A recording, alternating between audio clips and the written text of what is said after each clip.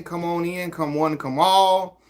Y'all knew I was coming. Y'all knew I was coming after the Lakers win against the New Orleans Pelicans by a score of 104 to 99. Now I know the Pelicans were without DeJounte Murray. They were without CJ McCollum. And when are they not without Zion Williamson?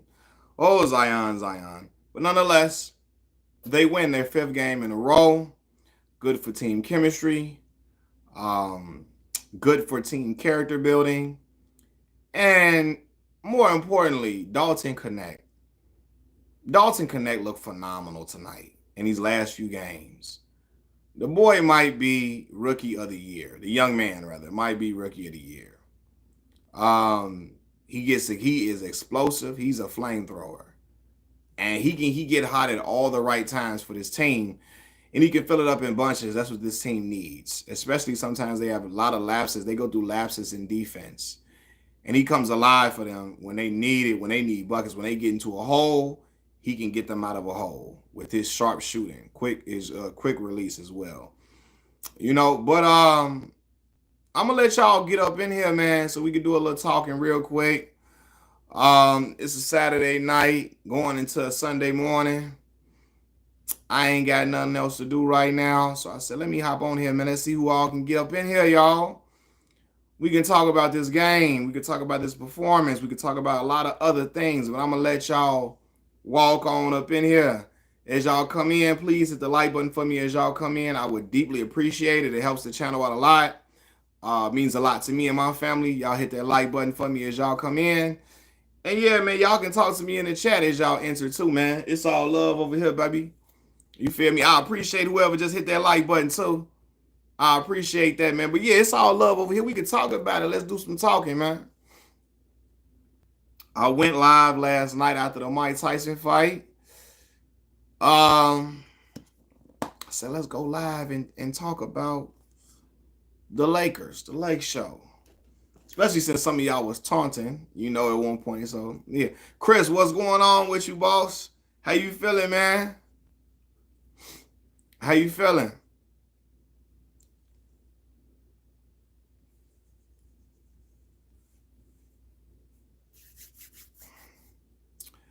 Man, I appreciate y'all hitting that like button for me, man. What's going on? 2 cents. What's the word, boss? What's the deal?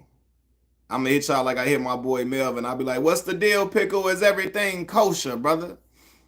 I'm letting people come on in, and he did it. He did it again. He did it again. Oh man, you sound great, brother. How are you? Oh man, we all good, man. We all good. When you say the move, what are you talking about? Oh, you talking about when I moved my mom. That was my mom that was moving. Oh, she all settled in, bro. She all settled in. I ain't went nowhere though.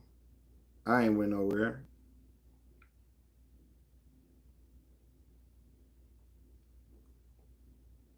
But man, we all good though, man. Everybody doing well.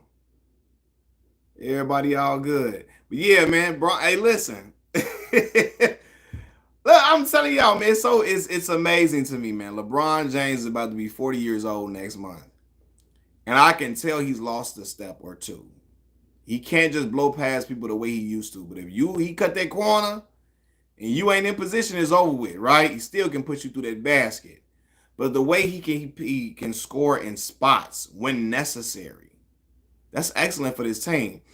It's crazy how LeBron is as his career has went on, he's become a much better 3-point shooter.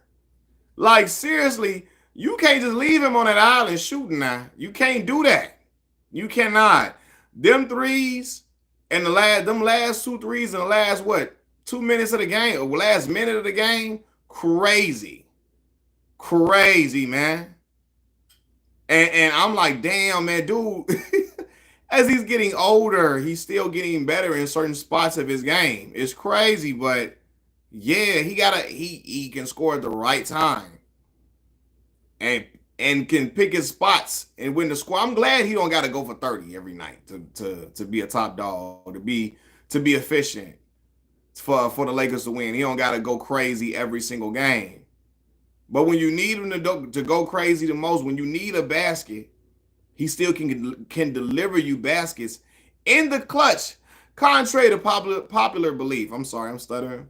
Contrary to popular belief, he can still give you them big baskets in the clutch. And I said, man, listen, do you know Gully Boy? I don't know who. Dwayne Coleman, what's up, bro?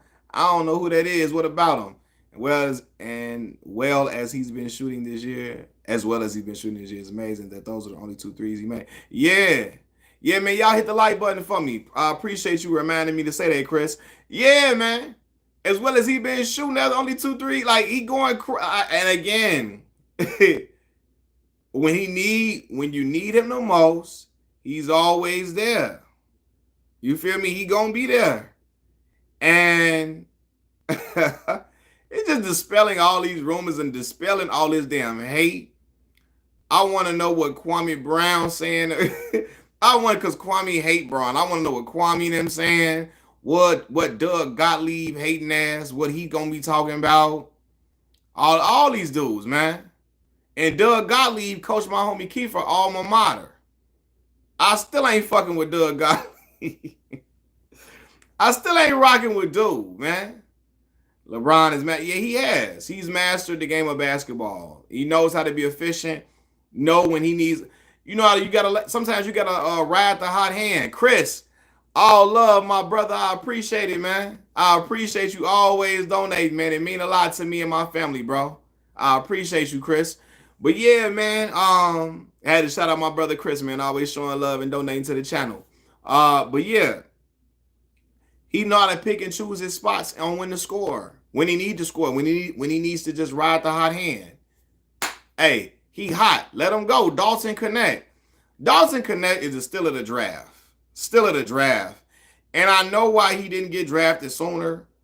Because they looked at his age. He's 23 years old. How good is he? You know, people look down on players that are older in the NBA. They like getting the one and done players, guys who are 18, 19. They look at a 23-year-old that's been in JUCO and all of that. They say, oh, this player, he probably has hit his ceiling. He's hit his peak. No. I like Dalton. And again, he gets hot at all the right time for the Lakers. The other day when they played Memphis, they got into a hole.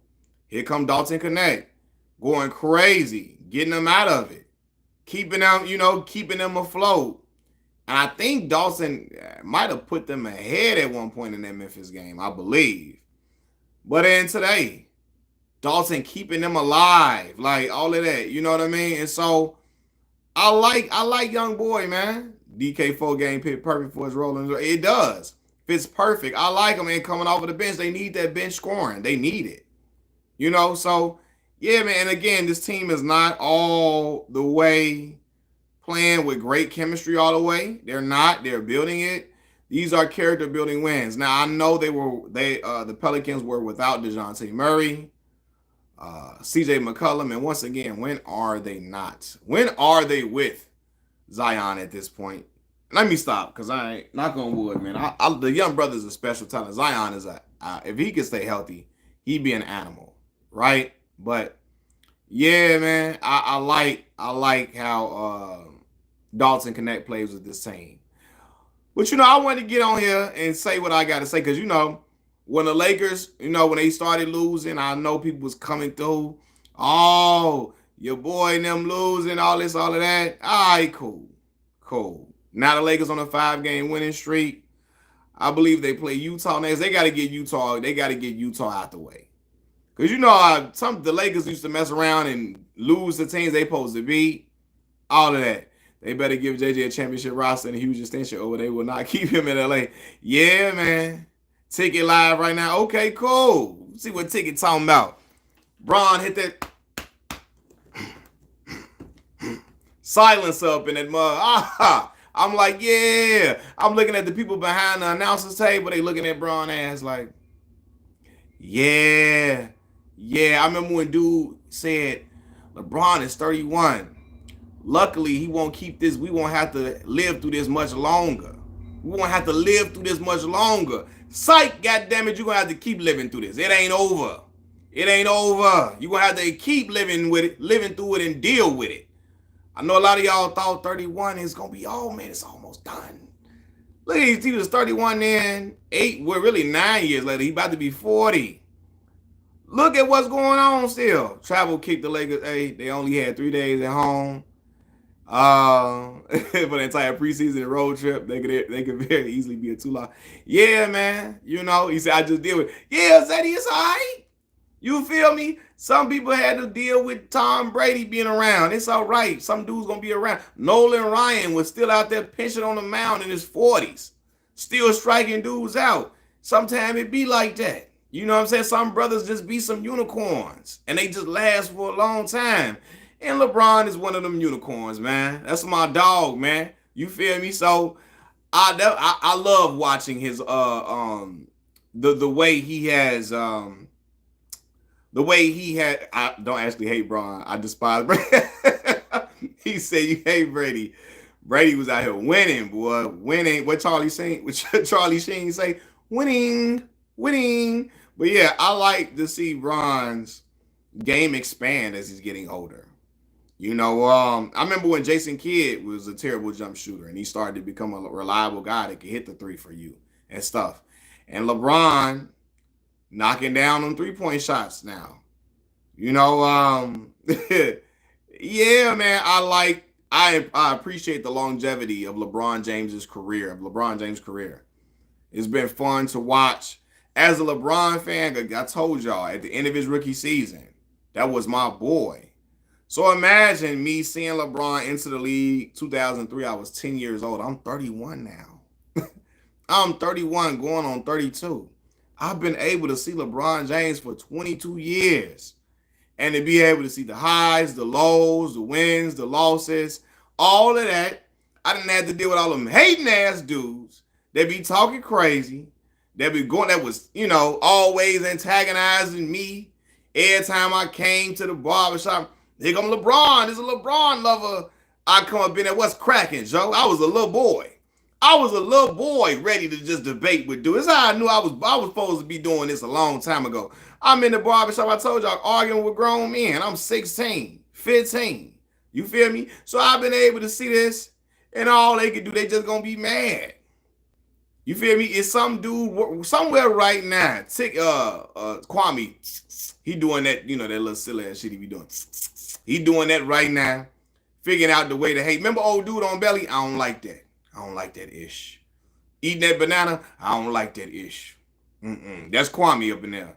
You feel me? Kwame, Scap Attack, all of that. All them dudes. They up and they hate this. Now they got to try to pull out an old scandal somewhere from LeBron. They all in there, man. Charles Stabinsky here. Charles Stabinsky. He another one. He another one. And I heard Charles was a LeBron fan at first till he found out it was lucrative to hate LeBron. So now he switched up. I've been watching LeBron since he was putting up the white papers over the tattoos at St. Vincent, St. Mary's. Yeah. Yeah, man. I had to miss it. My cousin recorded those games on VHS tapes. I would go back and watch them joints. You feel me? So yeah, man. You've been in the run in the game long like me. So I appreciate seeing this brother's game develop. Like LeBron led the league. It was 14 years between LeBron leading the league in scoring and LeBron leading the league in assists, which is crazy. Led the league in scoring his third year. 14 years later, he leads the league in assists. That is phenomenal, man. That's phenomenal. You know what I'm saying? You got to respect it. Ticket TV is Ticket a certified hater. All these dudes LeBron haters, man. They've been hating LeBron since way back when. They're going to have to keep hating. They're going to keep watching. No matter how much they hate, they're going to keep watching the story expand. I can't wait till the LeBron documentary. I can't wait. Boy, it's going to be epic TV. Magic Man, Jabari Mitchell. Back when I was in elementary school, dudes saying they can't stand on LeBron. He ain't no Mike. And you said you did say you was at the game. I saw your comment on my video about Dalton Knecht. Was it just as live as it was on TV? I can imagine. Did you feel the atmosphere of him hitting them big threes at the end of the game? And then Dalton Knecht going crazy? Because Dalton was at it, man. Golly. Brother was out there shooting like he was on Duck Hunt. Y'all remember Duck Hunt on Nintendo, the old Nintendo? He was out there shooting like that. Can't lie, he playing like crap. Nah, yeah, for sure. He was. But the big fella come through when he need to. When you need him to, he come through. Right? Bron come through for you when you need him most. Like that EBT card. I need one of them right now. Yeah, but yeah, Jabari being in school, Maz was like, yo, I'm talking about I would be getting into it with like my homies, my boys now. You feel me? The Kobe Bryant fans. I'll be getting into it, grown men and Michael Jordan. And I would never say Bron was better than Michael Jordan and nothing like that. I wouldn't even say he was better than Kobe at that time when we was little kids. My thing was get a brother his props. Young brother was the one, man. And they still wanted to hate. Then eventually he became better than Kobe Bryant. And you know I was going to be vocal about that. I ain't care. You know what I mean? So, yeah, man. And it's been great to watch LeBron's career, man. I saw the second greatest player of all time. Yeah, man. For real. He all time great dude, man. Pantheon great. Yup. Pantheon great player. And you gotta respect it. I was just watching your video. Damn, y'all knew I was going live, man. I appreciate you always tuning in, man.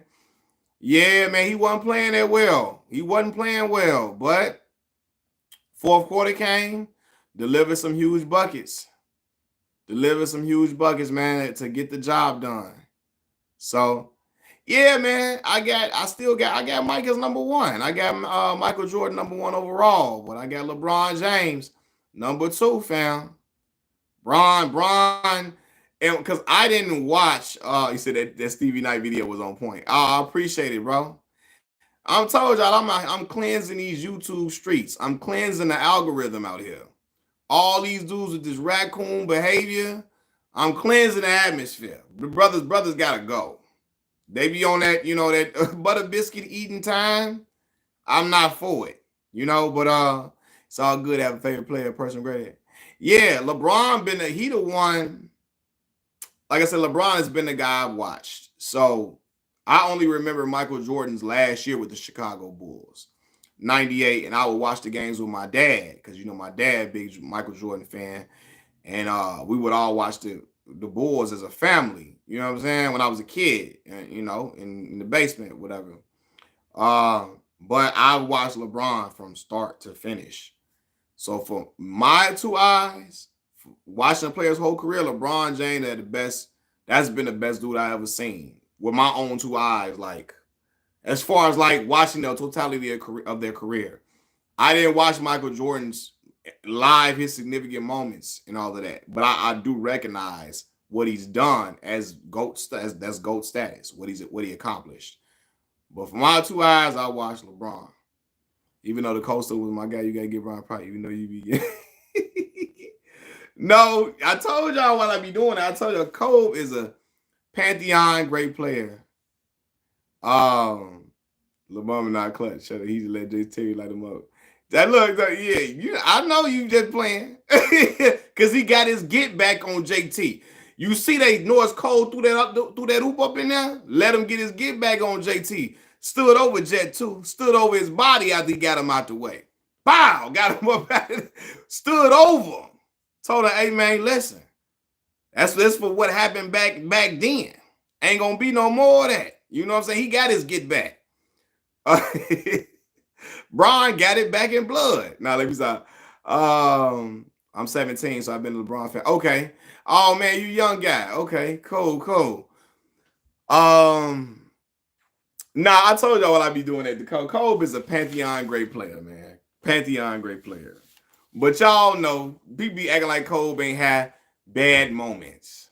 And he had bad moments too. I think, because I told y'all, no disrespect, the lore of Kobe has increased since, unfortunately, due to his untimely demise. And I think people don't want to say that he had bad moments too, but I watched those bad moments. You know what I'm saying? And all players have bad moments for the most part.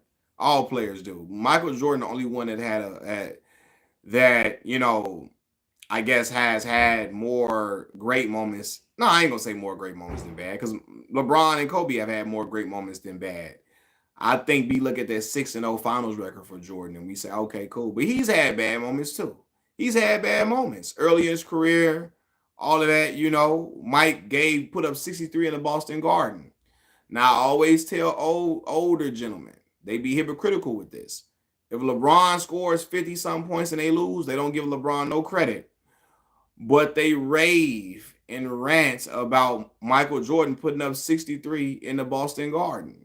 And the Chicago Bulls got swept that series. If LeBron James go crazy and his team gets swept, nobody give LeBron no props for that. And nobody, they're going to say, well, you ain't get the job done. But for some reason, when Mike put up 63 in the Garden, people just, they go crazy about it. I'll be like, huh? Yes, that's a phenomenal output, a phenomenal scoring effort.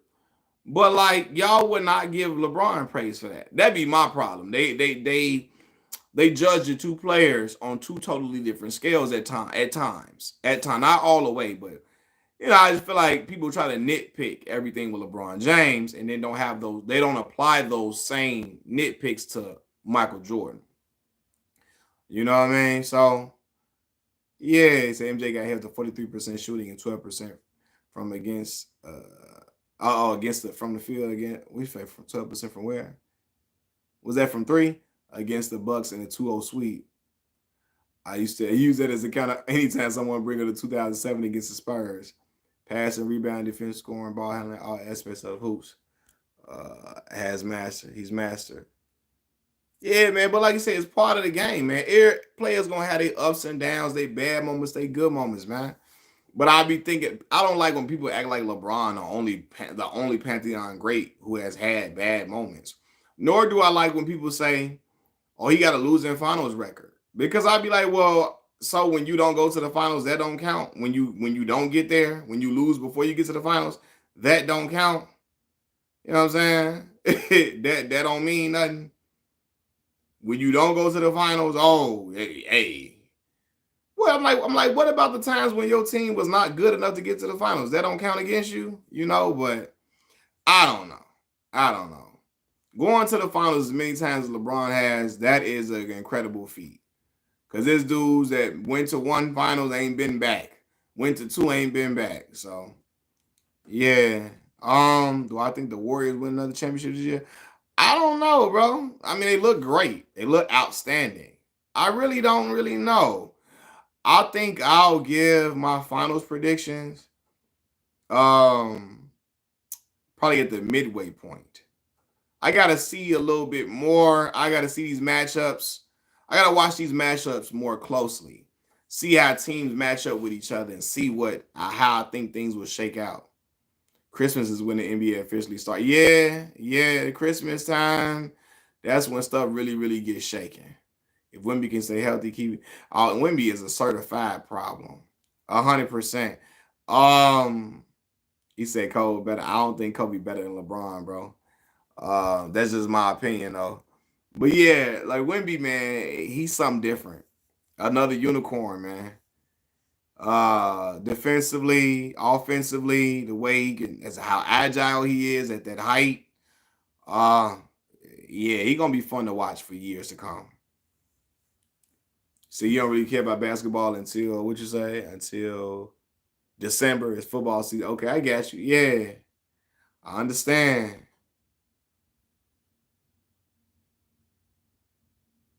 Larry Curry getting his 5th is insane. Curry that is crazy, getting your 5th ring. That's phenomenal, man. That is an incredible feat to do. They look good. They look great, though. Buddy Hield, great addition for them. LeBron went to 8 straight NBA Finals. How can anyone discredit that?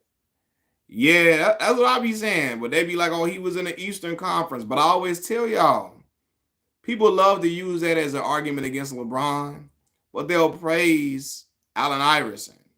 Why Allen Iverson wasn't getting some more final appearances in that weak Eastern Conference, as dynamic as a scorer as he was, And Allen Iverson was going in there amongst the trees scoring. You feel me? Like, if it was so weak, why he wasn't getting to the finals that much? People praise a lot of it. Like, what? Like, I be looking like, they all praise, T-Mac. T-Mac couldn't get out the first round in the Eastern Conference, and that weak Eastern Conference, as you say. And I always tell this, if you put LeBron James on that damn Orlando Magic team, they getting out the first round. They getting out the first round. He said, Unc, I ain't say. Oh, man, they calling me Unc. Oh, Lord. Man, I'm old now. He say, Unc. I ain't say, what's going on, Tristan? What's the word? Curry and Tim Duncan are the true dudes that stay loyal. Yeah, I mean, but Magic Man, I'm gonna say that me personally, I don't care about hold on. I don't care about players being loyal to an organization. I think I remember you, bro. I think I remember you. How old are you again, boss? I think you came to my channel through the live stream, right? Yeah, I don't really reward loyalty to an organization because them same organizations will underpay you. You know what I'm saying? All of that. They will do you dirty, trade you in a heartbeat. Don't want to give you like they don't value you that well. They're not gonna stay loyal to the player. So I don't really care about player loyalty. You know what I mean? Go ahead and go for what you want in your career. If that team ain't putting enough around you, or even if they are, you want to go somewhere else, go ahead, do your thing. I don't reward playing for the same organization. I don't really care nothing about that. That's just me personally though. Yeah. LeBron is number 3 all time, 50+ win team beating in the playoffs behind Kobe and Jordan all time. People don't want to talk about that. Bron faced juggernauts in the East of the 50. Man, listen, man. Look. Even in the finals, man, Bron then went up against some juggernaut teams, man. Juggernaut teams, man. Like that damn Golden State team with KD, man. What the hell? What? Come on, man. He said, facts. Seeing Sonny Parker playing with the Charlotte Hornets is terrible. Juggernaut. If Curry gets another ring, Finals MVP, does he surpass Kobe? Man,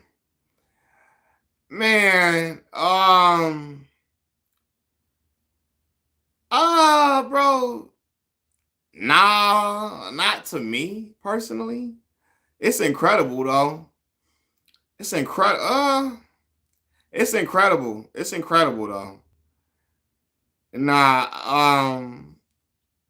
not well, yeah, that's incredible. Damn. You know what, man? I don't think so. But damn, is he close though? He got 2 league MVPs. He got a unanimous joint. That's crazy. But for the first 3 chips, he wasn't even the Finals MVP of the first 3. Now, some people would say he should have been the MVP when Iguodala got it. But did Steph did he really have a great series against the dang Cleveland Cavaliers and they won? He was cool, but yeah.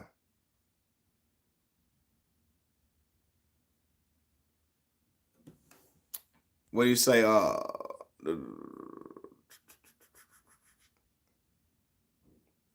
He said, Stack been sneak dissing Bron forever.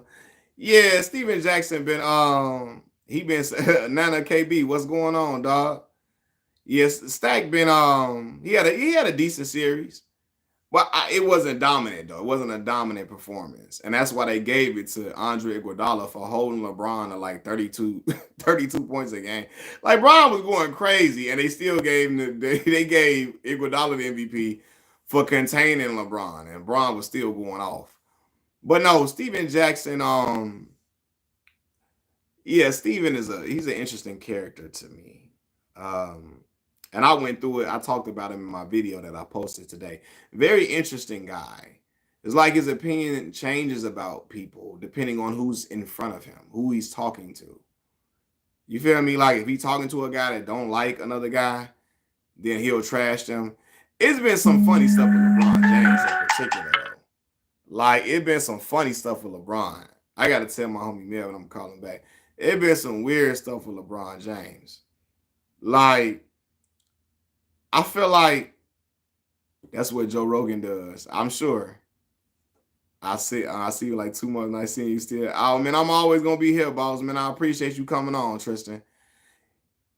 Yeah, he's a chameleon. Like, I don't know what it is with LeBron. I don't know if LeBron did not. Is he mad that LeBron didn't do their show?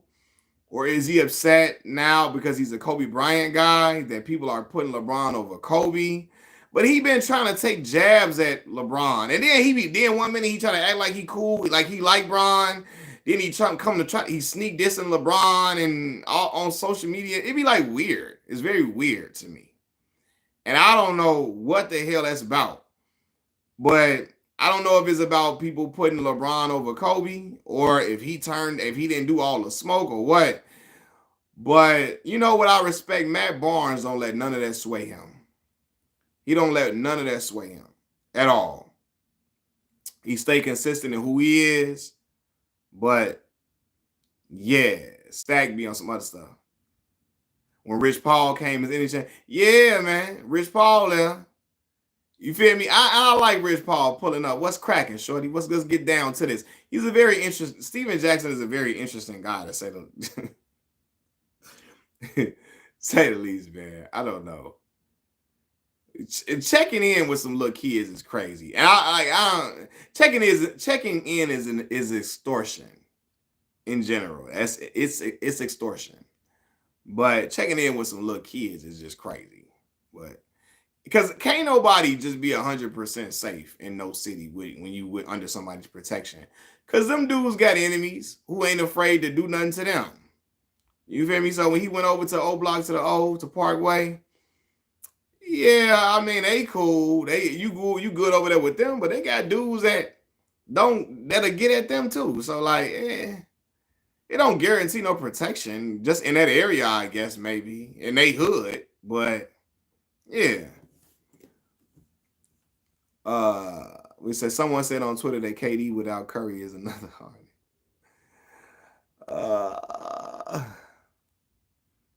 I don't know, man. I don't know. 2018 Raps was 59 wins, 2015 Hawks 60 wins, 2006 Pistons he did lose, but it went 7 games. 08 Celtics, 2011 Bulls, yeah, for sure.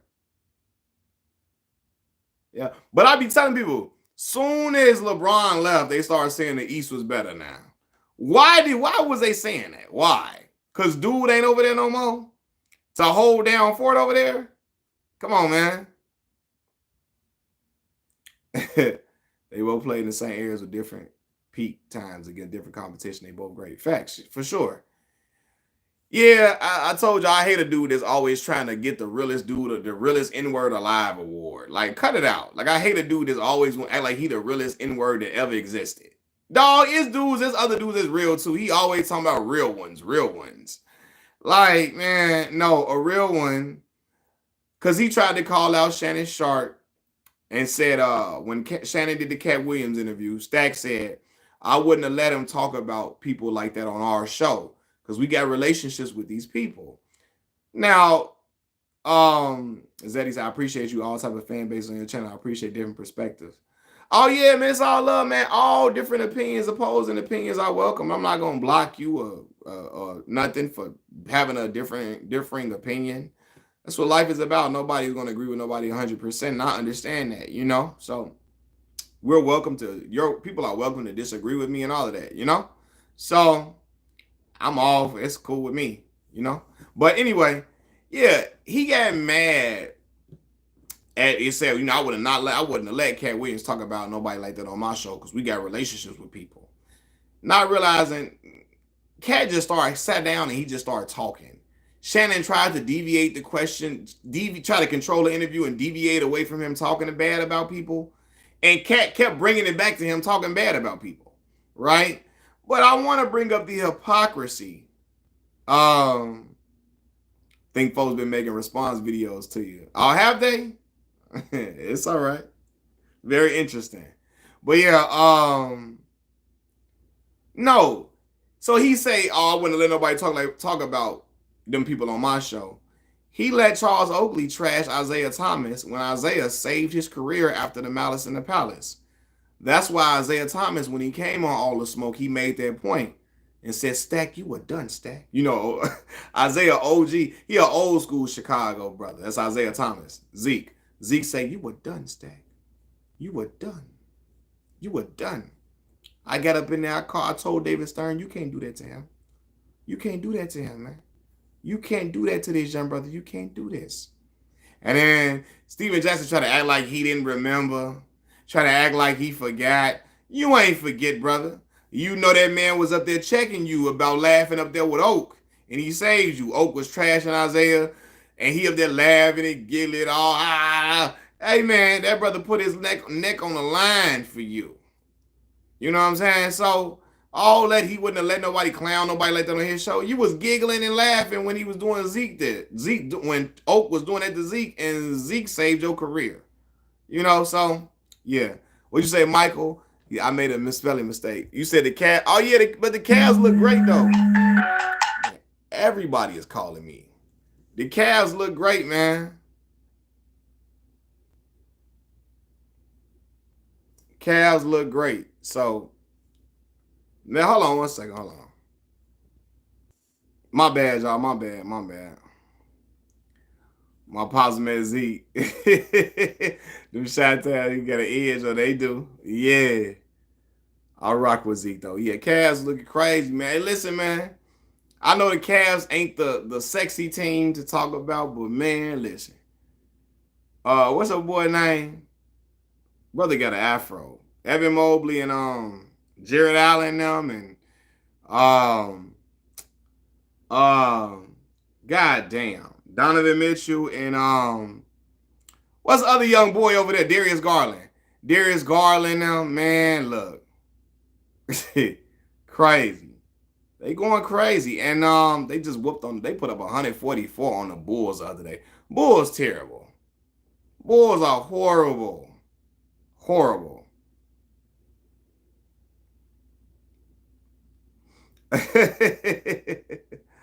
The big boy is asleep right now, Leslie. He is sleeping. LeBron is the most overrated star in the history of basketball. Now, Cold True, why you come on here lying like that? LeBron is the most overrated star? You know that ain't even true. You just want to come on here and start an argument. I know that's what you want to do. You want to come on here and start an argument. Cavs, Twin Towers are probably, yeah, man. Them Twin Towers, but them boys know how to protect that paint. Rebound, all of that. Rim protect, yeah. That's an issue, and they got some guards that can fill it up in scoring. So, yeah. Somebody, come on, my boy. You know that's true. I don't know nothing that's true. I don't know. That ain't true at all. You know that ain't true. Like, you feel me? Because you know, Cold Truth, what Jay-Z say? Never been a brother this good for this long, Cold Truth. You know that. You ain't never seen a brother like LeBron James this good for this long in your life. In your life, you ain't never seen that. With your own 2 eyes, you ain't never seen a brother this good for this long. Talking and Grubbing Media, what's going on, boss? Young disciple, Bron looking like the GOAT. Bron looking out there going crazy. You should get a LeBron logo cap, man. Bron, my dog. I remember when it was, I need to get a logo for this channel, truthfully. That's what I need to get, a logo for the channel, 100%. I remember when it was an argument, Spider versus Murray. It's not even get Spider out there going crazy. Without his physical prowess. And brother, if was a fifth, we all be drunk. Without his physical prowess, without his explosiveness, without his court vision, without his IQ, without his IQ, without his driving to the basket, if was a fifth, we all be drunk, brother. If you were a LeBron hater, you definitely would have more subscribers. Man, listen, if I was a LeBron hater, I'd be through the roof. Y'all know that. LeBron James, fun fact, Tenor J, LeBron James has more playoff game winners than Michael Jordan and Kobe Bryant. I told people they don't want to believe me. All they gonna say is, well, Kobe and Mike were up more. They were ahead more, so they didn't need a game winner. That's what they gonna. I know the angle they gonna take. I think Dan Gilbert learned from LeBron that he needs to have good players around his best player. Yeah, he has. They built that team up outstandingly. They cashed out Jared Allen, made sure they keep the big fella rim protecting, getting rebounds. Evan Mobley over there, like you said, they got them twin towers. They got guards that can put the ball in the bucket, man. It looks great over there. Without his hands, if he didn't have his hands, he wouldn't be that good. Like, yeah, but how many losses does he have in the final? Let's talk about that then. Yeah, but let's talk about how many times other players didn't get to the finals and they lost before they got to the finals. Let's talk about the times when teams wasn't good enough to go to the finals. So we can talk about LeBron's losses, but let's not act like, what about the times when other players, Pantheon great players, didn't even get to the finals? That don't count because they didn't get there? You know that ain't right. You know that don't make no sense. Yeah, without LeBron James' hands, if it wasn't for his hands, if it wasn't for his feet, he would never be this good. If it wasn't for the meddling kids, he would have got, what they say on Scooby-Doo, I would have got away with it if it wasn't for your meddling kids. You know? Yeah, like people's favorite players be on here. Tracy McGrady. T-Mac gets so much love, and they trash LeBron James. And I'm like, T-Mac was in the same Eastern Conference and lost a 3-1 lead against the Detroit Pistons the year before they won the championship, right? And I tell you all the time, and could never get out the first round in the Eastern Conference either. So they always say LeBron was in the weak East. Well, so was goddamn Tracy McGrady. So was Allen Iverson. And AI went to the finals one time. So, yeah. So, but if it wasn't for that pinky toe, if it wasn't for his hairline, he wouldn't be that good. LeBron has a 58% success rate on game winning and tying field goal attempts. He also has a record for the most playoff buzzer beaters with 5. People always trying to group Kobe and MJ when Kobe has never played like the 80s MJ. Kobe accolade doesn't matter. Nah, I tell people that, man. They don't like when I say that. Fun fact, Kobe has won back-to-back without a top 5 positional player on his team. Jordan and LeBron have never done that. So let's take us back to Paul Gasol. Paul won the top 5 big man during that time when they won. Paul Gasol. I know he wasn't 1. I know he wasn't 2. But he wasn't the top 5 big man. Paul Gasol.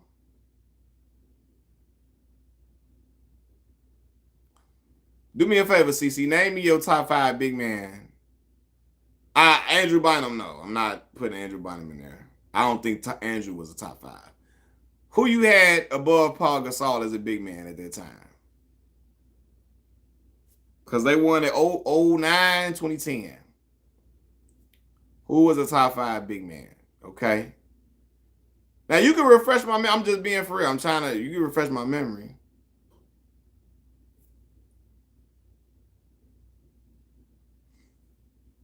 You said I sound too biased. How do I sound biased, bro? Yeah, how do I sound biased? KG, Tim Duncan. He said Jamal McGloire. Big Cat, Jamal McGloire. You feel me? DeAndre Jordan. I will never forget that joke that dang on Charles Barkley told about DeAndre Jordan. He said, if you lock DeAndre Jordan in the gym overnight and tell him he can't dunk, he'll come out with 6 points in the morning. Got a favorite NFL player or MLB player? So I wasn't like really into baseball heavily like that. I was like passively watching it. So I think my favorite baseball players, it wouldn't, y'all would probably be like, man, I mean, I like Griffey. Barry Bonds was outstanding. Phenomenal. Who else did I like a lot? I like Frank Thomas a lot. Frank Thomas is an extremely underrated baseball player, but because he played for the Chicago White Sox, he does not get the glory and even though he's a certified Hall of Famer, he doesn't get the glory and love I feel like he's supposed to get. Favorite NFL player growing up, Ray Lewis is probably one of my favorite players ever. Ray Lewis. I love LaDainian Tomlinson. Gary Sheffield. Yeah, Gary got over 500 home runs, boss. I don't know why they trying to drag their feet with Gary. Gary got over 500 home runs. Dontrell Willis, D-Train. Matt Forte was outstanding. Matt was never my favorite, but he was the workhorse for the Chicago Bears. He at one point Matt made up like 45% of our offense. Pass catching, running. Matt Forte was phenomenal. Phenomenal. I love Thomas Jones. Thomas, very underrated player, was a great back for the Chicago Bears at the time. Yeah. Gary he in the Mitchell report too. He was in the Mitchell report. That's why he ain't up in there. They had his name on there. Only one. Oh, you said I'm just stopping in and say thanks for calling out D. These sellouts watching your Stevie Knight video right now. So many of us who get traction think we have to downplay racism and disrespect to advance. All love, Action Hank. You know, bro, I'm never gonna be one of them brothers that downplay racism to get a certain amount of looks and a certain amount of subscribers and viewership. I'm staying true to myself. That way I can look in the mirror at night when I go to sleep. If I was doing that, the stuff that the Cartier family do, that Stevie Knight does, that No Life Shack and them do, I wouldn't be able to sleep at night. I couldn't even live with myself like that, bro. You feel me? And so I have to be true to myself and authentic to who I am. And I love black people, bro. And so I love black people too much to downplay the plight of my people for accolades and monetary gain. What did No Life Shack do? What didn't No Life Shack do? No, Zeddy. No Life Shack is one of them brothers who downplays racism a lot in order to appease the fan base that he's accumulated. His channel took a meteoric rise after reacting to Eminem content. And so after, in gaining that fan base, he figured out his little shtick. He was able to accumulate a crowd of people who are anti-black. So he started to react to people like Tom McDonald, conservative rappers. And conservative and rap don't even go in the same sentence. I don't know how does that mix? Conservative rap is horrible. But the just inauthentic views, acting like everything that Tom McDonald says is just so wow and amazing, you know what I mean? Like, come on. Yeah, Tom McDonald. Who the, bro, it's horrible. Terrible. Who listens to that? Who y'all know? What black person y'all know riding around listening to Tom McDonald? Let's be for real. He only acting like it's so amazing. He went crazy over a bar that like, look at me, I'm a white guy. And he was, oh! Like, he lost his mind. Like, come on, dog. But more than just that, I remember the guy, Adam Calhoun. He made a video about, like, I guess a racism song. This is right around the same time that Joyner Lucas did that I'm Not a Racist video. And in the video, I guess Adam Calhoun was trying to present negative stereotypes of black folks. And in watching the video and reacting to the song, No Life Shack says 80% of the N-words I know, they don't got no job. They got 4-5 baby mamas. They don't take care of their kids. They sell drugs. They smoke weed all day. Just affirming negative stereotypes of black folks in order to appease that fan base he made. He built up. Clown stuff. You feel me? Yeah. You heard that? You heard Treat Me Caucasian something? Nah, I ain't never heard that. Yeah, so, yeah, bro. I can't rock with that. And then Shaq will try to downplay downplay racism. When he got called out about it, Shaq responded with, well, I said that about black people because that's all I see in my area. This is what I see. So I said that about black people because because most of the dudes I see, that's what they do. And everybody gave him an out and an excuse. Well, Shaq is only reporting. He only said that he's only reporting on what he sees. I said, bro, he's a YouTuber. He knows all different type of representations of black men from being on the internet. Even if he wasn't a YouTuber, we all have internet access to know more than just the black people in our everyday surroundings. First of all, I guarantee you, not every black dude that he knows does. Shaq is from South Carolina, I believe. No Life Shaq is from South Carolina. But yeah, there's so many other representations of black men, and he knows there are a ton of positive black men who do not fit that stereotypical bill that he's talking about. But he tried to affirm those negative stereotypes to appease the audience that he built up, that he's built up, because they'll pat him on the back. Because it's a lot of anti-black people that love to hear black men downplay racism.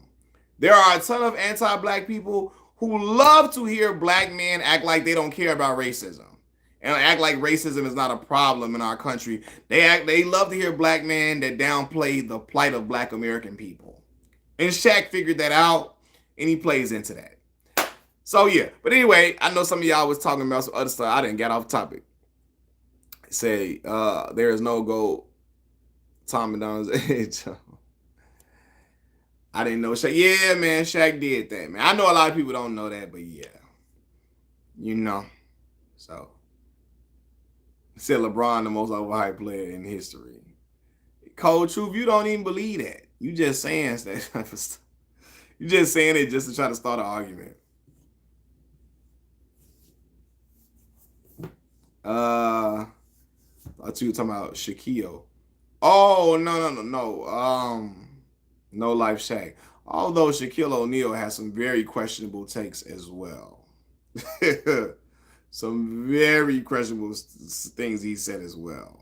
I will add that.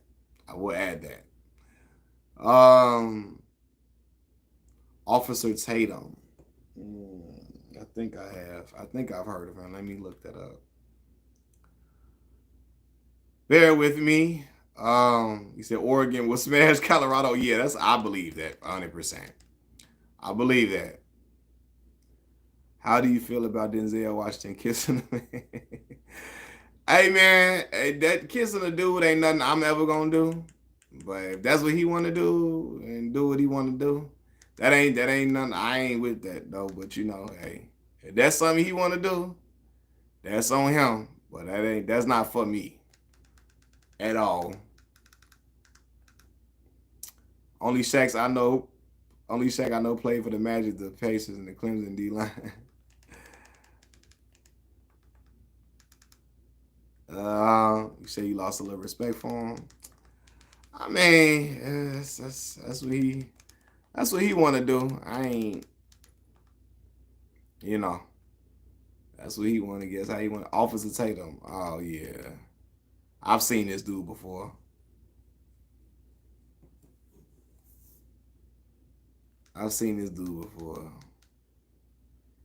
Yeah, he looked like one of them the black dudes that's a good old boy.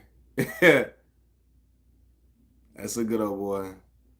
Bro, you guys victimize yourself way too much, dude. You're not black, so you don't know what I'm talking about.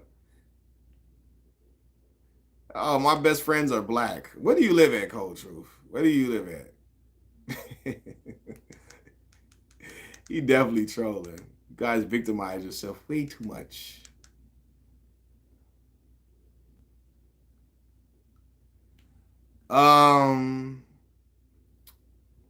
He don't. Even to come with racism is a figment of black people's imagination. It doesn't exist, man. It doesn't exist, man. Baby Shaq, Jermaine O'Neal, Shaq Barrett. Hey, people gotta be mad at me about their voice. What do you think of St. Louis? If you know, I don't know much about St. Louis, Michael. I really don't know much about it. I know it's in the Midwest. I had a friend in college who was from St. Louis, but I don't really know much about it. I've never been there.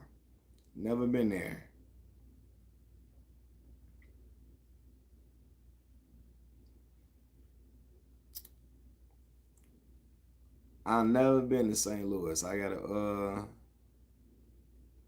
gotta come check it out. Man, ironically, I was actually listening to Nellyville the other day. That album. No, it's more of you victimized it too much, I guess. Wasn't in Missouri going through it a few years back? Hella racial tension.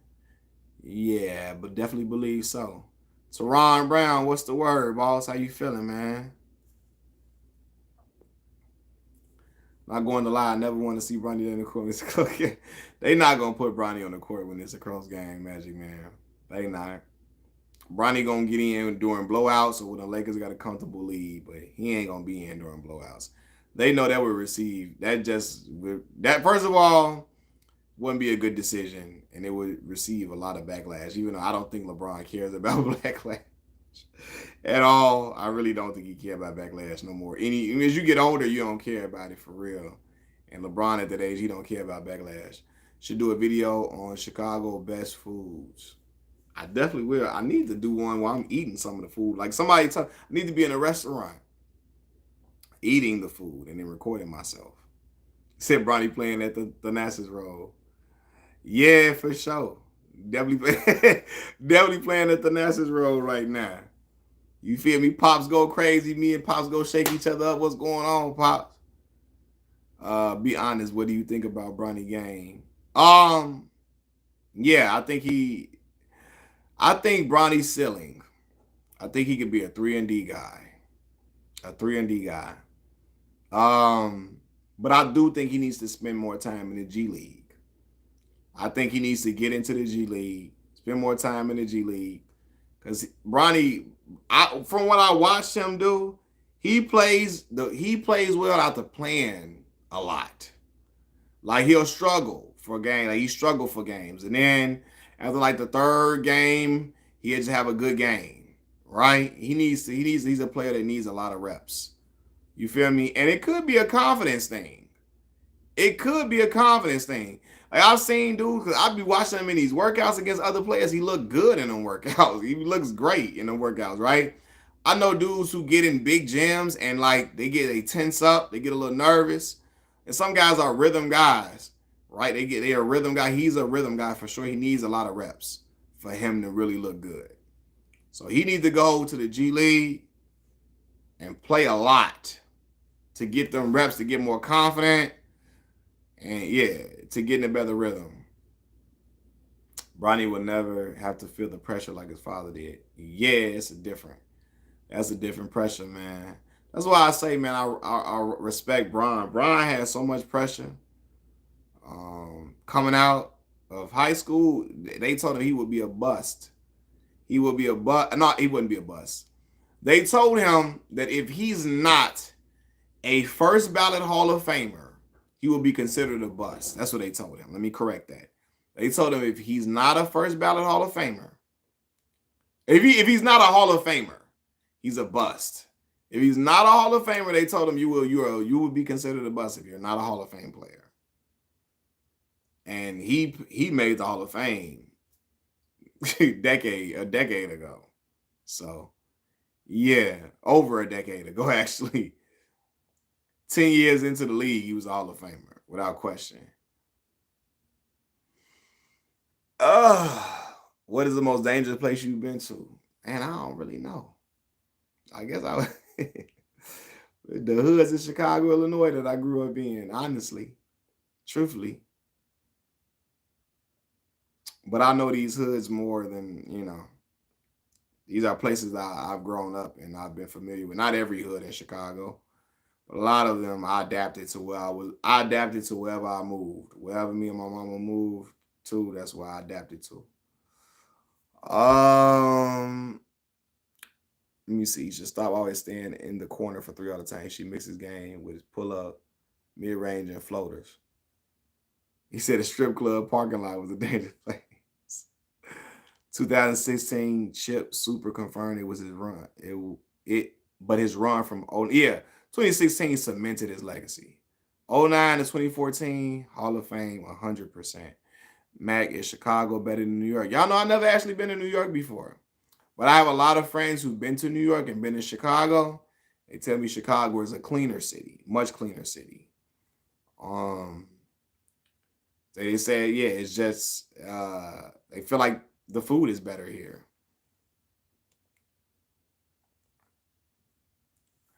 You have people that, yeah, they feel like they enjoy it better. So, yeah, I can't speak on it because I haven't been to New York. But I'm gonna choose my city 10 times.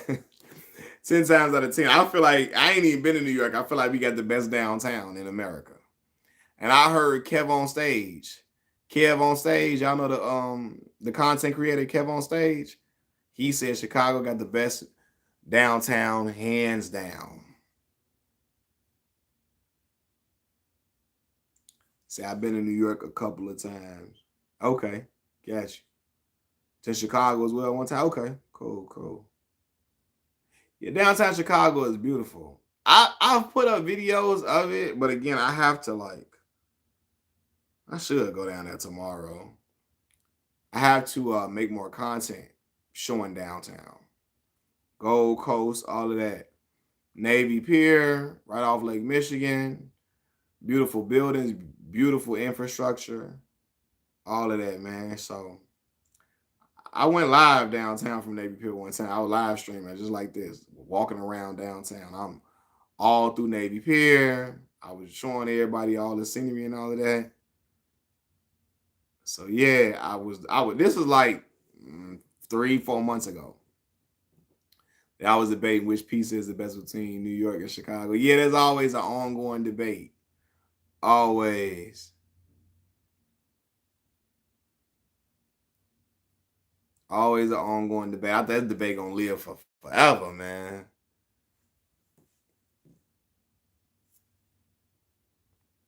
Which team single-handedly reps the city the best? Like how the Eagles rep Philly overall. Hyde Park is very nice. It's an affluent area. A lot of well-to-do black people live in Hyde Park. Very nice. Got a museum in Hyde Park. A lot of great restaurants in Hyde Park.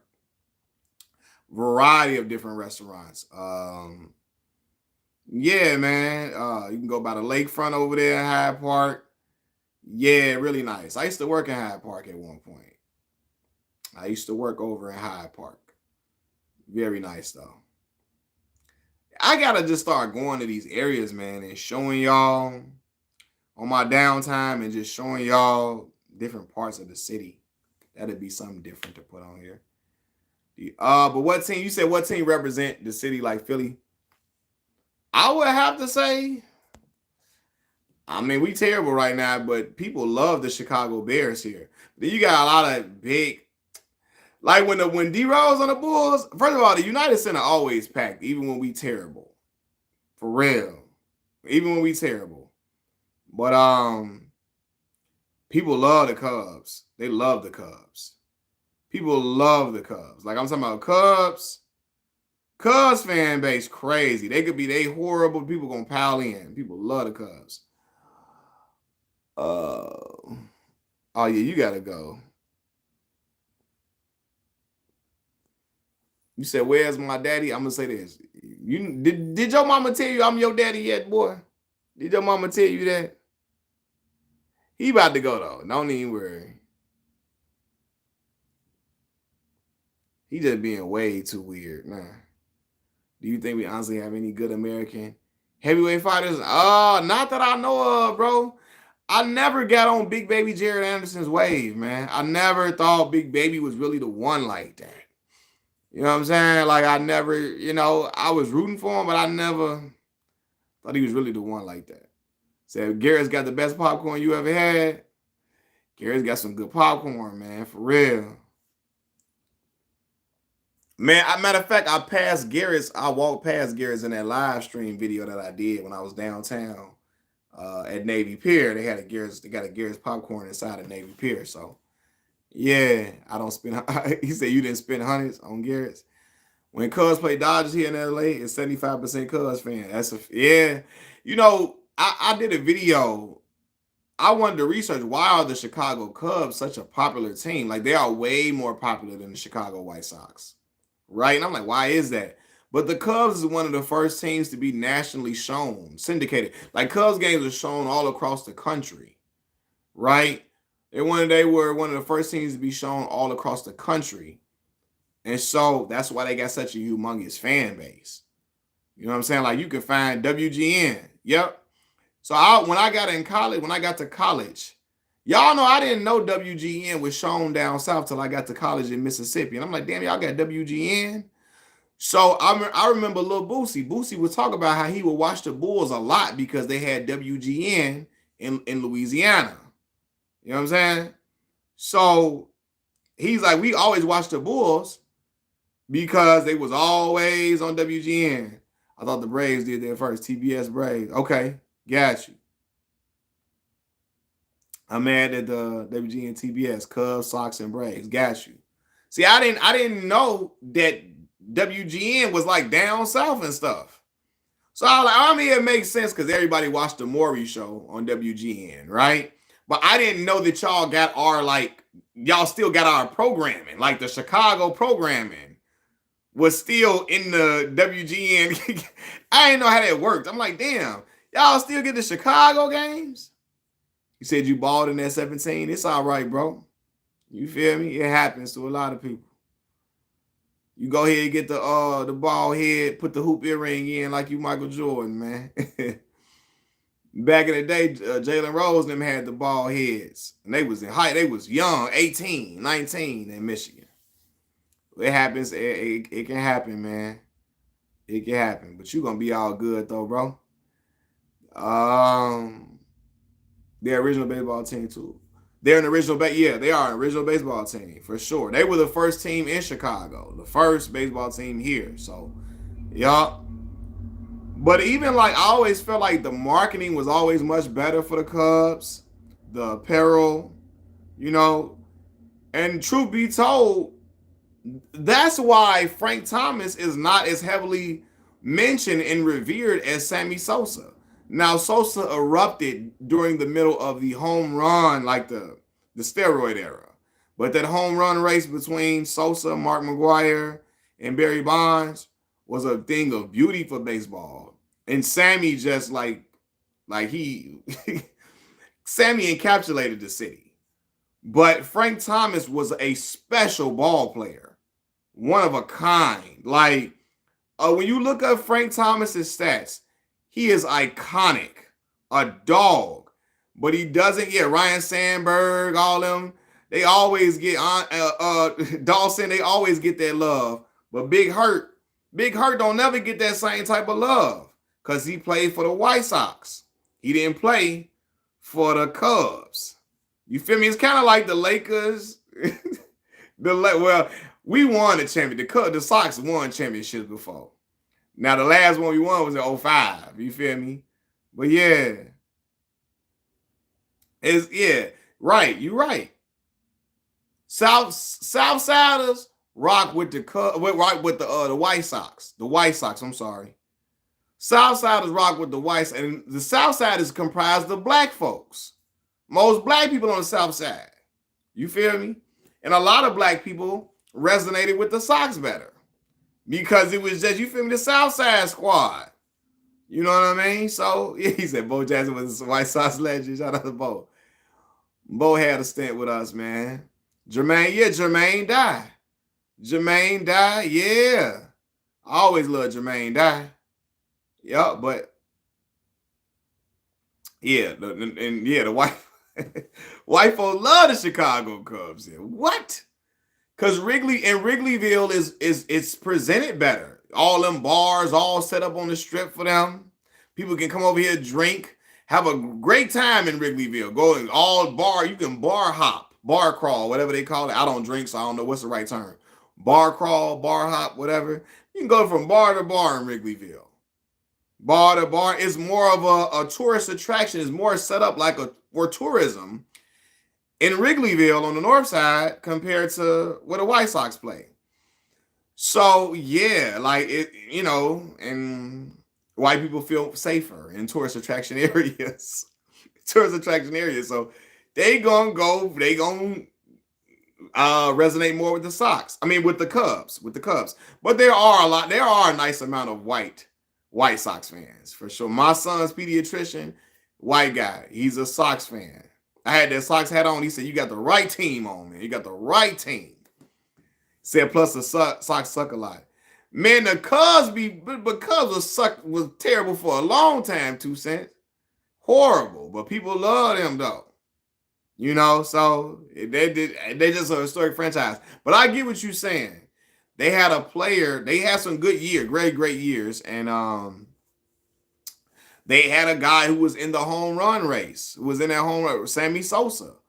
Sosa again helped he helped baseball's popularity. That steroid era, people hated, they shun it, but it did a lot for the game of baseball. It kept people in awe of the game of baseball. That steroid era made baseball fun for people. Cubs, lovable losers. Yeah, Ernie Banks statue. I got pictures of that on my phone at Wrigleyville. I'm gonna post it. Ernie Banks statue. Yeah, Mr. Cub, man. He got his statue right in front of Wrigley Field. That's my boy Melvin's favorite team, the Chicago Cubs, believe it or not. And it really had to do with a lot of the fact that Sammy Sosa, and yeah, hold on. What's my favorite movie? You should say, what's my favorite TV show? Favorite TV show? I gotta get my haircut, Joe. Favorite TV show? Dang. I didn't have one favorite. I had a lot of shows that I really liked. But I'm gonna say this. I told y'all Game of Thrones probably one of the best TV shows I ever watched in my life, in my entire being, my entire existence. That is pure cinema. The Wire, excellent cinema for sure. I've never watched Breaking Bad before. Never watched that. It's the Cubs, no read for the Cubs. Yeah. How much they charge for haircuts? Well, my barber, he an old cat, so he only charged me. I only pay $30. But typically in Chicago, barber's gonna charge you about $45. About $45. Some people be $50. But my dude, he been cutting me since I was 1 year old. Since I was a year old. I done had the same barber since I was 1. He charged me $30. That's my man, 100 grand. His nickname is Zeke, actually. My barber nickname is Zeke. I be like, Freaky Zeke. What's the word? You want to start The Sopranos? I started watching a little bit of it, but I never finished The Sopranos. But yeah, he said, yep, same in LA. I can believe it. Yeah, haircut price is crazy. I'm from the era where haircuts went from $15. I watched haircuts go from $15. Went from $15, $20 to $50, $55, $50 now. Yeah, but on the contrary, women went from getting their nails done for $25 to like $50, $60. It's crazy. They be $100 getting their nails done and all that, Do I think the Chi is a true representation of Chicago? Not 100%. I still enjoy the show, though. I enjoy the show. But not 100%. Some things are accurate, though, for sure. It's a lot of accurate things, but not all the way accurate with a lot of different things. But I enjoy the Chi, though. I enjoy it. But it's not all the way accurate, but,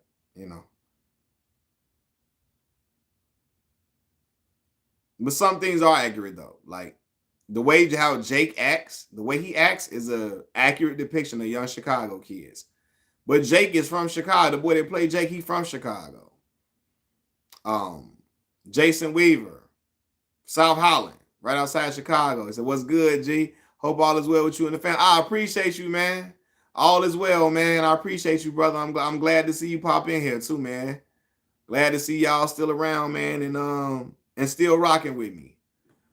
Need to learn how to fade. Yeah, I need to learn how to cut. I'll learn how to cut, man. I'll be in the game. But me getting my hair cut by my barber, It gives time for us to talk, laugh, joke. My barber watched me grow up, so it's like therapeutic for me to go to the barber shop. We get to talk about how terrible the Bears are, how frustrated we are. We get to laugh, talk about sports, talk about Chicago, what's going on in the city. We get to talk about fatherhood, etc. So like I said, my barber literally watched me grow up. Again, he been cutting me since I was 1. So he's seen me have children. He's seen me graduate college twice. So I'm bonded with my barber in a big way. Yeah, that's love. Sadly, not all barbers not all barbers are like that. A lot of them strictly business now. But my barber he grew up with my dad.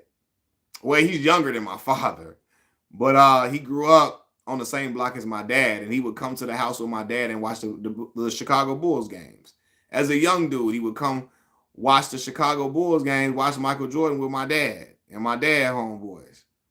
You feel me? So it's kind of like my barber really like family, to be real with you. Say, wait, there's a Snowfall spinoff. You got a good channel, man. I appreciate it, bro. I appreciate that, Tremont, man. I appreciate you always supporting, man. I always see you come through and show love, man. I appreciate all y'all, man. He said I had a baby with my barber, never do it, fellas. That's crazy. I'm in my final year of high school.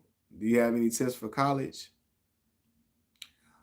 Tips for me, I would say, go give it. Don't slack up on your last year, bro. I know that senioritis is easy to have. Keep going hard. Keep them grades up because they matter. I would say going into college, if you can get you an academic scholarship, go where the money is, man. Go where the money is, man. If you can get you an academic scholarship, go where that's at. The goal is to get you a degree, get a degree. And a lot of schools, we all learning the same thing. It's just the name is bigger at certain schools than others. But yeah, man, free school is a win. Go where the money is. And when you get to college, I might get flack for saying this, right? Because people always say major in something is going to get you paid. That's true. But if you don't have a passion for that, if you don't got a passion for it, brother, it might be a struggle for you. It might be a struggle for you. People tell you to major in this and that, but they're not going to be the ones going to class. They're not going to be the ones in them office hours talking to your professors. They're not going to be the ones doing them homework, doing them tests, studying all that. Do something that you know you can do, but something that you know you got a passion for as well. Yeah, I would say that.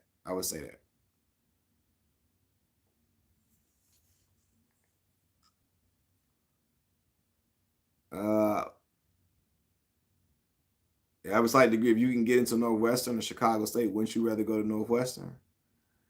If you can get a full ride to Chicago State, man, hey, go to Chicago State, bro.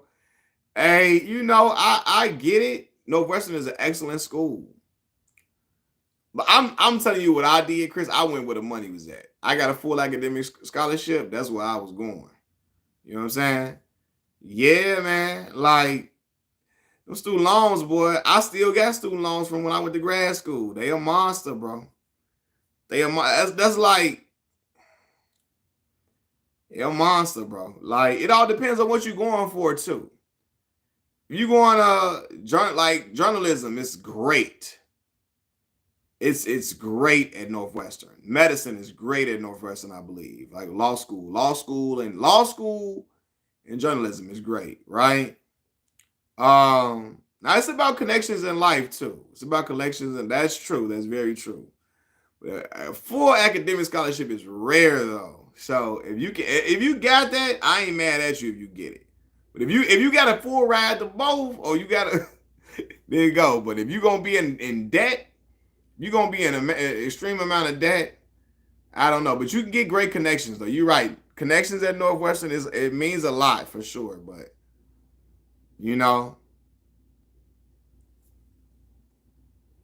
Journalism, you go to school for journalism, Northwestern, the gay got it. Law school, they got it. But University of Chicago, it's yeah, my homie go to University of Chicago for grad school.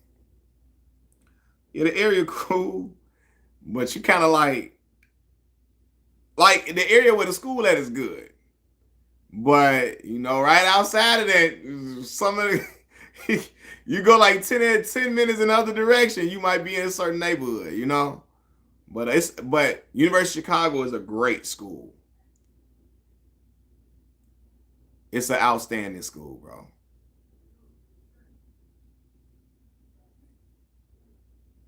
Hearing people outside the window. But yeah, it's a great school, bro. You graduate from University of Chicago, you're gonna be well connected, like Chris said. University of Chicago, that degree holds weight. That's an outstanding school. A lot of ESPN alumni do come from Michael Wilbon, Northwestern. So it's like for journalism, like again, that is an outstanding school. Mike Wilbon with the Northwestern. A lot of people, Mike Greenberg, Greeny went to Northwestern. So yeah, School of Journalism, outstanding. Outstanding. So if you can get up in there for journalism, yeah, you going for journalism? Yeah, you go to Northwestern for sure. Oh, they got J.A. Adonde. J.A. Adonde used to work for the Lakers. Not for the Lakers. Was he a beat writer for the Lakers? At one point, he didn't work for the Lakers. He was a beat writer for the LA Times, I believe. And he would write about the Lakers often. So yeah. LA Times, yeah. They got a lot of he was on Around the Horn, yeah. That's how I knew who Jay Donde is, because I would watch. I was an ESPN nerd, y'all. I would watch Around the Horn, Pardon the Interruption with Tony Kornheiser, Michael Wilbon. I would watch Jim Rome is Burning. I would watch the Reporter Show on the weekend with John Saunders and Mitch Albom and all that from Detroit. Mitch Albom wrote for Detroit. I was a nerd all the way. Stump the Schwab, yeah, all of that, man.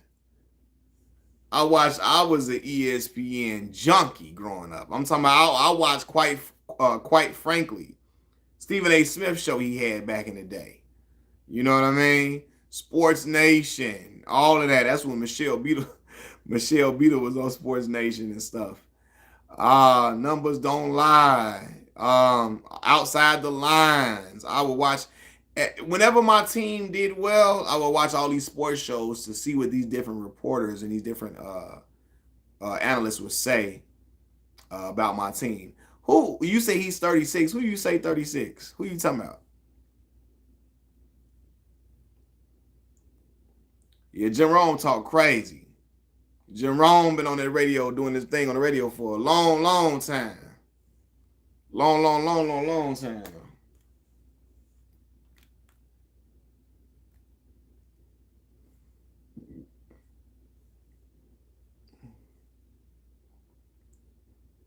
I think Chiefs going undefeated. I think they're gonna get beat at some point. I think they're gonna get beat at some point, man. But they figuring out a way to win at every turn. They figuring out a way to win right now, 100%. Y'all got me thinking about all the ESPN shows I used to watch. As soon as I got out of school. When he wore that Caucasian shirt on ESPN, yeah, that was crazy. Yeah, Bomani shook up the world. Bomani's parents used to work at Mississippi Valley State University, my alma mater. Dr. Casey Osborne told me, man, Bomani's parents used to work here. He said, I know Bomani. Bomani's a very, very intelligent brother. Very intelligent brother. Very smart brother. His podcast really dope too. His show podcast that he does he talks about hip hop, something that's near and dear to my heart, sports, something that's near and dear to my heart as well, world events, all of that. Yeah, very smart dude. Oh yeah, Bomani wasn't going, man. Bomani, Bomani's talking points are very intriguing. The way he said I was never a Jamel. I used to like Jamel Hill, man. I remember I first seen Jamel Around the Horn. Actually, was the first time I ever saw Jamel on Around the Horn. So I used to like Jamel. You know what I'm saying? I mean, I still don't got no problem with Jamel. You know. Said Maria Taylor, yeah. He said he a Bron hater. Well, Bomani is a Michael Jordan guy as far as sports go. But Bomani, I think Bomani got LeBron as the second greatest player ever. He got LeBron above Kobe Bryant. I know that ain't. A lot of people get upset. They got upset with him for saying that. Because Bomani was still standing firm on LeBron being better than Kobe, even after Kobe's unfortunate passing. You know? Yeah, it wasn't sexy for them to draft a 23-year-old. So, yeah.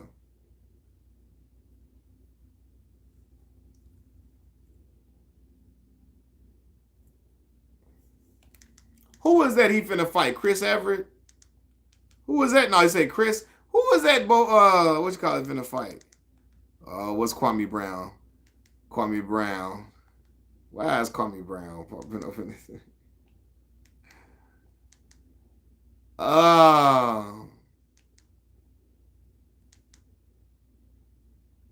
Jim Everett. He kept calling him Chris, and he got mad. Yeah.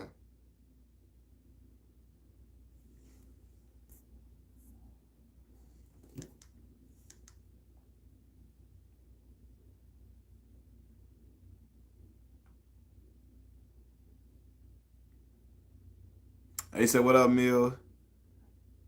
How you doing, bro? Just got done watching this fight. Oh, love, man. What fight you was looking at?" Yeah, Jim was flipping tape. Boy, Jim Rome, them boy.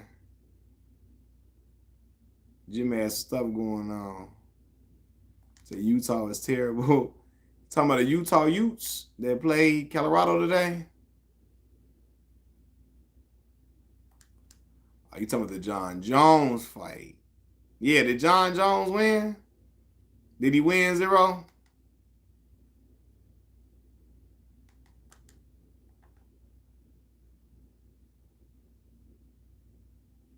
Okay, John Jones won. Shout out to John Jones, man. So he dominated. Okay, I gotta see what went down with that. John Jones won on a spinning back kick to the rib. Ooh wee. Sauteing them ribs, seasoning them ribs up real nice, huh? Got him out the way. I gotta check that out. Did you watch the American Gladiators? Wasn't Terry Crews on there? One time, what he? No, that was Battle. Was it Battle Dome? He was on Battle Dome or something. Terry Crews was on Battle Dome, I think. He was on Battle Dome. I remember American Gladiators though. Yeah.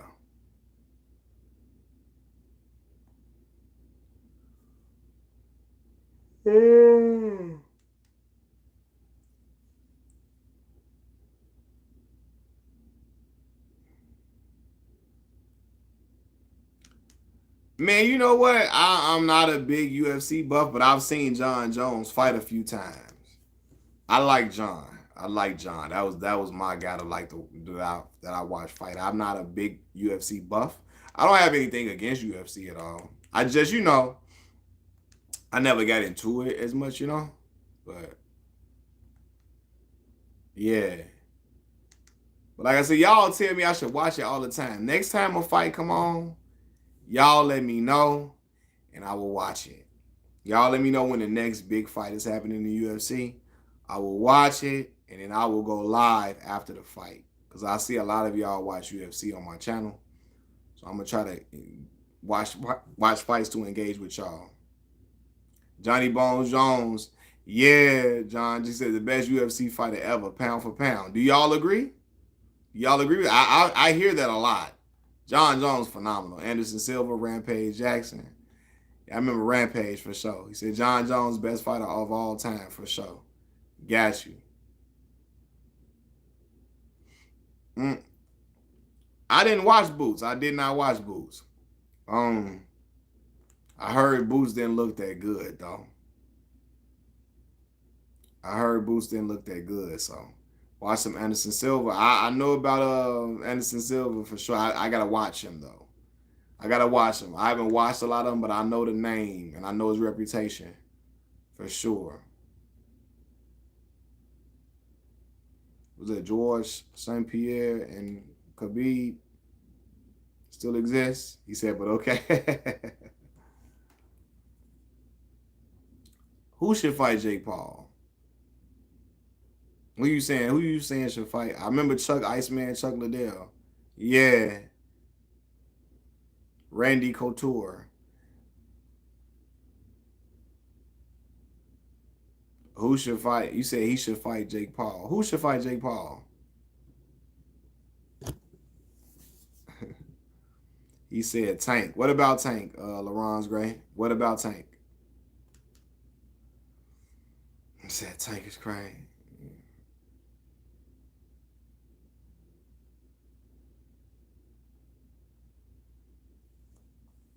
Francis Ngannou, Brock Lesnar was pretty good. Yeah, Lesnar was straight. Imagine Tank fighting Tyson Fury. Oh my God, Tank would get beat. You had to call the coroner, man. If Tank fought Tyson Fury, oh my goodness. You would have to call the coroner. Tank should fight Jake Paul. Oh, that ain't gonna happen. And Jake Paul is way bigger than Tank. Tank is a small. Tank's so little. He's a small guy.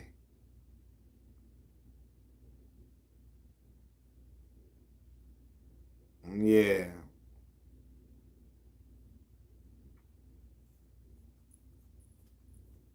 Tank at his best, probably like 150 pounds. And fighting, I'm gonna be real with y'all. If Tank go up to 54, I can actually see him going. He might go to 54 at some point as he get older. Tank ain't going past 154 and fighting. He's a real Tank is smaller than Floyd. He's a little guy. He just packs a big, big mega punch, but he's a little guy.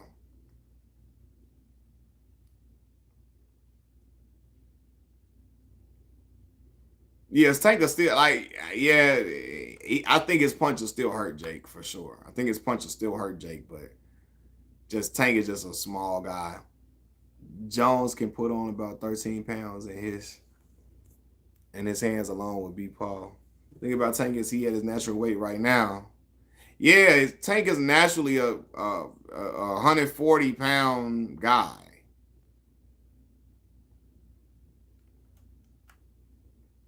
He said Jake Paul knocking out Tank. Oh Lord, now that weight differential is crazy. It is a crazy weight differential. But I don't know if Jake is as skilled to like to keep Tank at bay. He's a big dude though, so Tank will feel his punches. No matter, even though Jake Paul ain't nowhere near as skilled as Tank, he's still feeling punches. But I don't think Jake Paul chin strong enough to kind of take that firepower that little Tank guy. But Tank is a small little guy, man. Deontay needs money. He should fight Jake Paul. I don't know if Deontay need money like that though. Chris, you think he does? Deontay made a lot of money over his career time. A nice amount at least. Now he didn't get the same money that Anthony Joshua and them got. But Deontay probably made like $8 million for that last fight. But I mean, if he want to just do something, hey, go ahead. Check it out. I mean, go ahead and, check it out. But I don't think Deontay really need the money per se. He made some good money over his career. Doing fights with Tyson Fury. I know his ex-girl was trying to, oh yeah, he got in trouble with his old lady. He didn't marry her, but he got a baby with her though. Yeah, but he's made some good money over the years though, and he was heavyweight champ for a while. So yeah, if he fight if Jake Paul fight Andre Ward, he's losing. Andre Ward smoking Jake Paul boots. Smoking Jake Paul. Wilder made at least 50 million. Yeah, he made about at least 50 mil. So again, Mills, Jake will drop. Why? Yeah, Deontay, man. Deontay's past it now, man. He don't fight with the same vigor anymore. Um, them Tyson Fury fights took a lot out of Deontay. But young Deontay knocking Jake head off his shoulders, man. The younger Deontay a few years ago, I would say 2018 Deontay spinning Jake head around like Linda Blair on The Exorcist. Knocking Jake head back like a Pez dispenser. That Deontay was dangerous.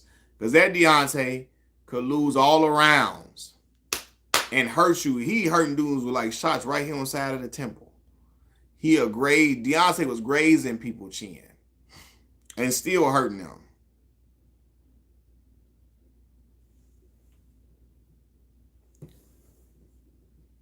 Yeah, IDK is really cool to see a black man dominate sport like MMA.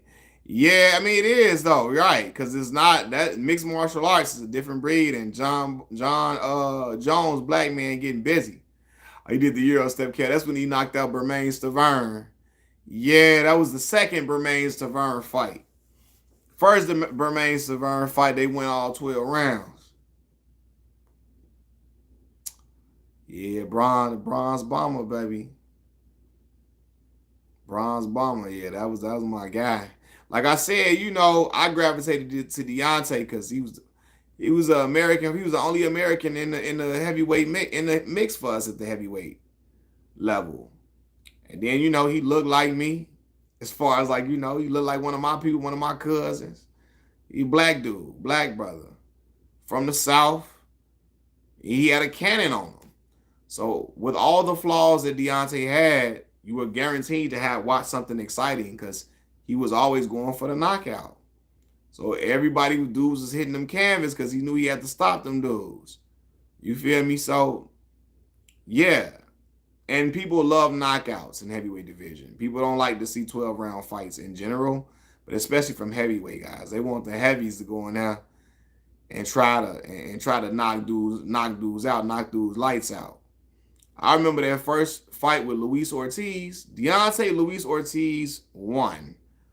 Oh my God, I watched that at my uncle's house. Man.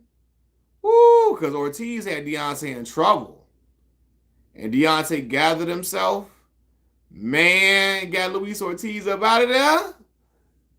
Man, that was so crazy.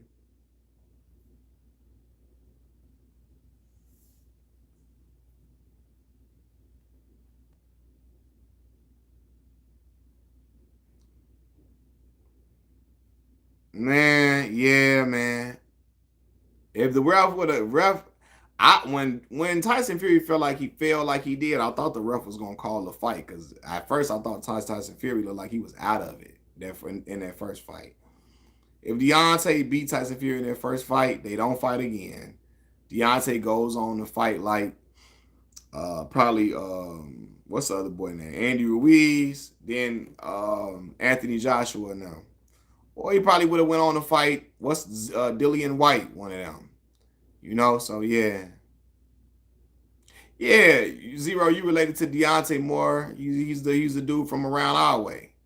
He's from America. Deontay had a story to him, like, fighting for his daughter. His daughter had spina bifida. Like, I thought that was admirable. He ain't resort to selling drugs, running wild in the streets. He tried to find a craft that could get him some money to take care of his daughter's surgeries. And it just so happened he got good at it. He found out he was blessed with punching power. And that's a God-given gift. You can't make a puncher. He was blessed with punching power. He was able to utilize that to get the belt. And he had 10 successful title defenses while having that belt. You know what I mean? And he was the first heavyweight champion we had in America since Shannon Briggs. So I was riding with him. I'm like, man, I'm sold. Brother went out there, changed his family life with boxing after working odd jobs, working at IHOP, working doing truck driving, doing whatever he could to try to take care of his daughter. Went to the boxing gym because he thought he wasn't really knowledgeable about boxing. He thought He thought everybody that was boxing was making good money. So he thought, man, I'll just do a few fights, give me a little money, cool. He found out, oh no, man, you gotta build up your resume, climb the ranks. And he went to the Olympics after only having a few amateur fights. Like Deontay only had like 30 some amateur fights. Most boxers be having 100, 200 amateur fights.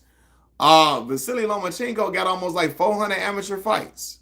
You know, Deontay had like 30, he had like 38 amateur fights, and then went to the Olympics and medaled.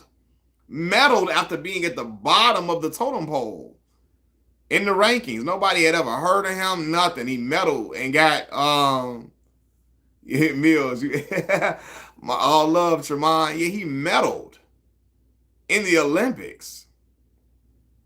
Like, that's hard. That's tough to do. When nobody know about you, you don't got none of the amateur experience these other dudes got.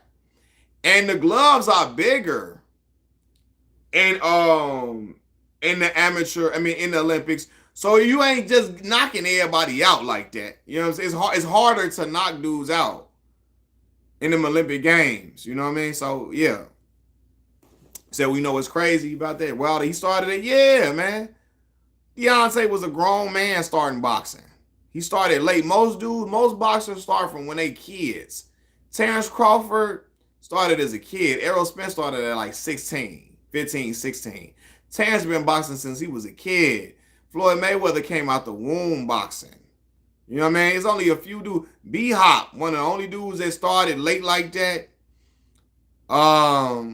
Big George started late too. But B-Hop started late, got out in jail, started boxing. And got to it. But yeah, man. Yeah, Deontay was fighting. Yeah, man. Deontay was a slender heavyweight. 48, yeah. Big George probably not, yeah. Big George touched Deontay up. And I love Deontay. Big George, yeah. Big Georgie. Big Georgie was 40, but his hammer was different. Evander Holyfield say Big George hit him the hardest he ever been hit in his life. He said he went to the corner trying to feel if his teeth were still in his mouth because Big George hit him so hard. He said that's the hardest he ever been hit. And George was slow shots. But my uncle used to always tell me in boxing, timing beats speed. So a dude could be faster than you, but if you time him perfectly, you can crack him and wear him down and hurt him bad. So my uncle used to always tell me, timing beats speed. You can time a dude and hit him with the right shit, might be a short night. Deontay was fighting dudes 250, 270. He was a slender heavyweight, man. When Deontay fought Tyson Fury, I remember Deontay, the first time Deontay weighed like 206 pounds, 207 pounds. When he fought him in that first fight, you know? So, yeah, Mikey Garcia made a career. He wasn't the fastest timing. You right. Woo! Errol ended Mikey's career. That beating he took from Errol, he took a beating. That cut Mikey stuff short. Mikey wasn't never the same after that beating. It was admirable. He never went down. He kept fighting, but woo. I know he was pissing. I know he was peeing blood, man. Yeah, talking about he see something. Man, yeah. I see you shouldn't have took that fight, brother. Oh, keep throwing one time was entertaining, man. I'm going to say this about one time. One time was entertaining. All the way through and through. Yeah. One time was entertaining for sure. He was always talking crazy. I remember he knocked out Jesus Soto Carras. This was the night that Adrian Broner fought Marcos Maidana. Yeah. You better not duck me, son. You better not duck me. You know, he talking crazy. One time was a very entertaining guy, man. When one time was in the mix, that's when you saw one time versus Sean Porter and that man. One time was fighting dudes, man. He was the cream of the crop at one point. He was touted to be the next one at 47 at welterweight after Floyd left. Um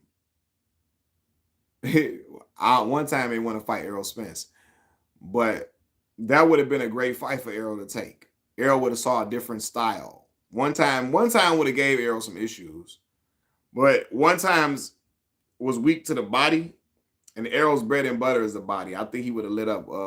He eventually would have got to Keith's body, and I think he would have lit up Keith's body, and Keith probably he wouldn't have been able to sustain that type of punishment over a long fight. So yeah, Errol is a dog. Keith would have gave Errol some problems. Keith is not a stationary target. Very good movement. He can counter punch well. He got popped to his punches, so he would have been Errol would have had to figure him out. But I think Errol eventually would have wore him down. Because Errol is relentless. Especially Errol at 2017, 2018 Errol, relentless. And he would have went to that body and lit Keith's body up. And I saw Keith get hurt to the body from Luis Collazo. So, yeah, but I one time made 47 entertaining, though. He was a great fighter. Great fighter. Very skilled.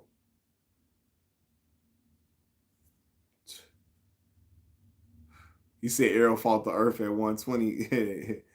Yeah, the car accident, man, crazy. What is this little gnat flying around, man? Crazy, but yeah, man, for sure. But look, y'all, man, I'm finna get off this thing, man. I've been on here for a little minute, man. I'm gonna holler at y'all. I'm gonna get back on here tomorrow. I appreciate y'all rocking on here with me. I'm finna get off Calanor.